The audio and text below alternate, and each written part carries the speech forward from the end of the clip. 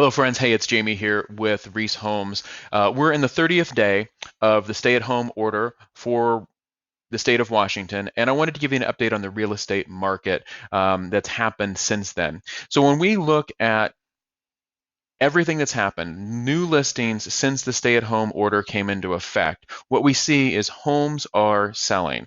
45 to 49% of all homes that have come to market since the stay-at-home order are in contract and or closed. That represents about 2 months of market inventory. In an environment for the last about 6 years or so, we've had 1 to 2 months of inventory overall. So we're still in that healthy environment of what everybody would have expected over the last 6 years or so.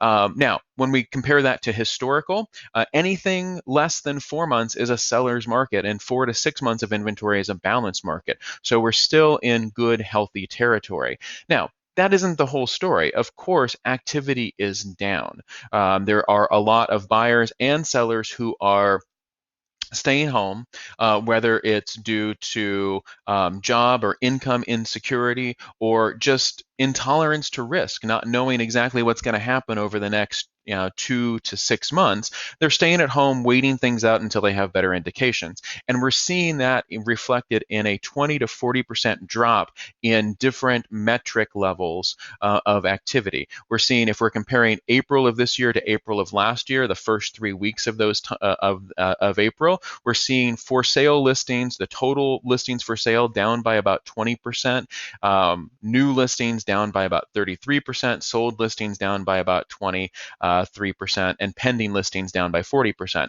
So that gives you a good indication of how we're comparing this year compared to last year at the same time. And if we look back at the month of March, we're seeing similar numbers overall. Now, the other big question that people have is, what is this all doing to values? And I'll tell you, it's way too soon to know that for certain. We're 30 days in. Sale prices are a lagging indicator. They generally take 45 to 60 days to show up, and I'm going to say that we need to wait until 60 days for us to really get any reasonable indication in terms of how values are trending. I expect them to be a little bit lower overall because there's been a great deal of instability in the jumbo market, so homes that are selling above $900,000. So that's naturally going to push some of the average and median home values a little bit lower, since fewer homes are selling in those high-end ranges.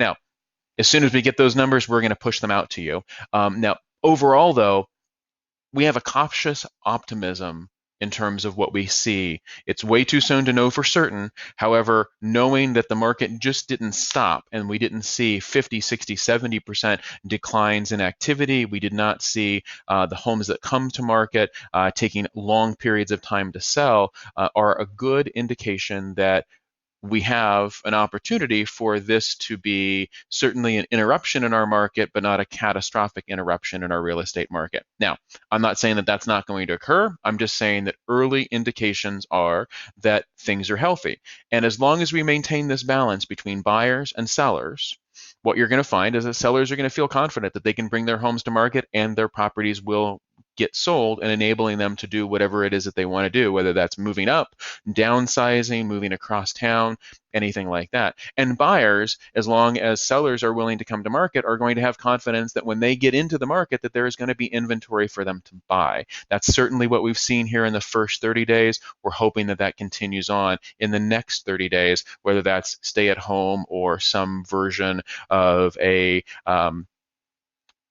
protocol that enables us greater opportunity to leave the home while still protecting public health. So that is an update on the real estate market. I encourage you to read our blog post for further details and information, diving a little bit further in depth. And then certainly reach out to us if you'd like to know more about what your neighborhood is doing specifically. I'm very happy to run these numbers. Everything that we've seen here is based upon King County because that tends to be the bellwether for the region.